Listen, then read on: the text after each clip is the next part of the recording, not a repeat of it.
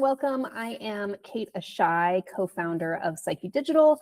We help clean tech and climate tech companies turn technically strong products into stories that actually get funded, trusted, and understood. We've got about 60 minutes together today, so I'm going to walk you through the growth framework that we use with our clients. Then we'll do some Q&A towards the end. The chat is going to be open the whole time, so if something really hits home, drop it in there. Let's go ahead and get into who this is really for so you can sanity check that you are in the right room. So this is for clean tech, climate tech, and energy founders, typically post-seed through Series B. More specifically, you have something live on the line in the next 3 to 12 months that might be a raise underway or about to open. Maybe it's a major commercial rollout or RFP. It could be a visibility push where you have to look credible to investors, customers, partners, and hires. If that's you, stay. If you're still in the idea or prototype land with no concrete trigger in sight, you'll still get value out of the session, but everything I share is really built for people that are in that place of needing to push. Their reputation's at stake, and it's all in the near term. So what you will walk away with. First, we are going to go through a story structure that you can use whether the person across the table believes in climate change or they just want the numbers to check out. Second, we're going to talk about how to anchor your pitch in outcomes that both sides already value, things like cost reliability and energy security, competitive advantage. Third, we're going to talk about what it actually takes to win over investor and government attention when you are one urgent cause among many. Fourth, we're going to talk about a plain language way to explain your technology that still feels credible to technical peers. And last, we're going to talk about how to identify whether the real leak in your growth story right now is an unclear story, an unproven claim, or an unheard voice. To make this as useful as possible, I'm going to do a quick poll. What is live on your plate in the next 12 months? Are you looking at an active or upcoming raise? Maybe a commercial expansion, major RFP, or a visibility push like press, awards, speaking, some sort of big event, or is it something else? Go ahead and write that in the comments. Note which one fits you best, and I'll give you a couple of seconds to vote. Drink some water because Colorado is dry. Awesome. Okay, great. So what I want you to notice is that almost all of these live triggers succeed or fail based on whether people get your story fast enough. The tech can be really strong, the mission can be urgent, but if the story doesn't land in those rooms, everything slows down or stalls. That's the gap that we're going to be working on today. So most founders I talk to are not struggling because their tech isn't very good, or maybe their traction is fake. The gap actually sounds like investors say they love what we're doing, but they don't move. Or maybe it's our board likes the numbers, but they keep saying our story and our site don't match our traction. Or another one we hear a lot is we lose to weaker tech that just feels like a safer bet. That's not a maybe we need a nicer website problem. That's a 7-figure story problem. It shows up in the round size, in valuation, in speed to close, and in the quality of the partners that you are able to attract to your cause. So the question is, what's making the story feel not quite clear? So the question there is, what's making that story not feel like it's not quite there when you're in those rooms? And I do want to preface this with, this is something that's really harder for clean tech. You're not crazy, it's hard in clean tech. A couple of the reasons this is. One, you are talking to divided audiences who don't agree on why your work matters. Some are climate motivated, some are purely economics driven, some are really skeptical about the whole premise. You're competing for capital that is against this long list of other urgent stories. That could be defense, it could be AI, health, housing, disaster response is a really common one that you're competing with. Everyone in those rooms has 10 noble causes that are asking for that same pot of money. And your technology is really scientifically complex across the Cleantech board. So most of the people you pitch cannot independently verify whether your claims are valid. They are forced to trust the story and the surface level proof surrounding all of this. So if your story isn't built for that reality, it's going to underperform no matter how strong the underlying product is. Even when you think that you are just pitching to investors, we get that a lot. Oh, I'm just talking to one audience. I'm just talking to a grant committee. You're actually almost always pitching 4 audiences at once. And that's through your digital ecosystem, not just that in-person pitch. Investors, obviously, they're deciding whether to write the check and what that valuation is, but you're also pitching to customers who need to decide whether you're mature and stable enough to trust with a real deployment, not just a pilot project. You're pitching to partners who are asking, if we stand next to you, does this help or hurt our own reputation? And then a big one that I don't think people think about all the time is you're pitching to future hires, especially senior ones who Google you and they decide whether you feel like you're some sort of rocket ship or if you are just the science project next door. That same story is getting judged through all of those 4 lenses, and that's why a generic about us paragraph doesn't really cut it.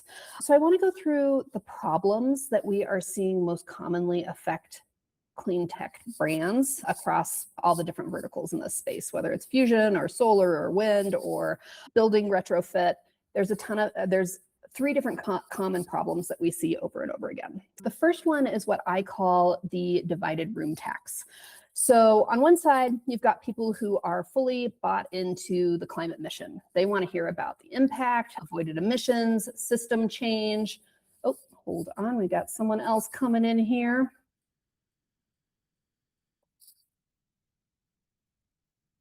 So as I was saying, on one side, you've got those people that are fully bought into climate mission. They're thinking about the impact that your solution might have in terms of changing systems, changing the planet. On the other side, you've got people who either do not care about that or they're actively skeptical. And this is a really hard audience to appeal to. They generally care more about cost and reliability, political risk, jobs. A lot of times these can be your government officials. Most founders have a tendency to swing between 2 versions of their pitch. One is that mission first, and that loses the skeptics immediately. And then the second one is pure economics, and that makes people that are your champions, the people that care about the climate pitch, wonder if you've sold out. Trying to split the difference usually means that both versions get weaker and you end up with a pitch that doesn't really work for anybody. And that's that divided room tax. The fix here is not to have two totally separate stories and hope that you remember which one you should be telling to which room. The fix is actually to anchor your story in outcomes that both sides value for different reasons. Things that we've seen resonate really well with any audience are things like cost, reliability, jobs, energy security, and competitive advantage. A climate-motivated investor and a skeptical government official don't have to agree on the why of climate to both care about a project that is cheaper or more reliable, better for local jobs, and improves energy security. So we use these room-agnostic outcomes as the spine of that story, and then climate becomes the why now, but not the why you're doing the thing. Yeah. Moving on to our next common problem, competing with other urgent stories. When you're talking to investors and governments, they are not choosing between you and another solar company or you and another fusion company. They're choosing between energy as a whole, wildlife response, AI infrastructure, healthcare, housing, defense. The list goes on and on and on, and everybody is competing for that same pool of money. Everyone's saying we are urgent, we are the future, we will save X. So urgency actually becomes really uninteresting when everything is urgent. It gets you into the room because there is a pressing issue, but it doesn't win the room. When everything sounds urgent, the 2 things that break the tie are how legible you are in 5 minutes. So can people understand exactly what you do in 5 minutes? And how risky or safe you feel compared to the other alternatives they're talking to. That's actually a problem that you can solve with story. It's not necessarily a spreadsheet problem. Of course, you want numbers to back things up, but it's really at the core, how do you tell that story in a way that resonates? Problem 3 is one that we come across all the time with Cleantech. It's what we call the translation ceiling. Most founders learn to explain their tech to other engineers and scientists first. That language feels really accurate, it feels really safe, and sometimes when people get into the technical space, they're like, oh, this is the most full version of my solution, of my offering, but it's not always the most understandable. The people who actually control funding and adoption are usually not people in that engineer peer group. They don't have the background to follow a highly technical explanation all the way to the punchline. So that's when you're in that pitch and you see their eyes start to glaze over before they ever have an aha moment. They nod politely, but they don't actually end up moving any money, and it's really frustrating. And in a lot of companies, 90% of the credibility of that pitching sits on one person's shoulders because it is so technical. Usually that's the founder who can give the pitch, and if you are the only one who can tell the story in a way that works, that's not a strength, it's a ceiling. The company really can't grow any faster than your calendar at that point, and that can really stall out that growth. So to fix these problems in a way that actually supports growth, we use a simple framework that we call VCA, or visibility, credibility, and authority. And this is just a lens to look at your story and where things are resonating and where they're not. So visibility is understanding, do the right people see you before you walk into the room with an ask? So before you go into that pitch, have people heard of you, have people recognize that you're in the space. Credibility, when they look you up, does what they see reduce or increase the perceived risk of working with you? Are they getting that proof, that validation that you are more than a science project, you're more than an idea? And then authority, when your category gets discussed, so if they're talking about energy as a whole, or solar, or an example I'm going to give in a minute, multi-tenant solar, when your category gets discussed, are you the name that people actually reach for? Are you the reference point? This isn't 3 separate marketing initiatives. It's one way to diagnose where your story is currently breaking so that you can take a look at what you might need to fix. I'm going to do a little bit of a deep dive into each of these pillars. So visibility, let's start there. If you have a live trigger in the next 90 days, visibility doesn't mean a huge social following or viral content. I think people get that confused sometimes. Visibility means that the specific investors, partners, and customers you want already have some sense of who you are before you make your pitch.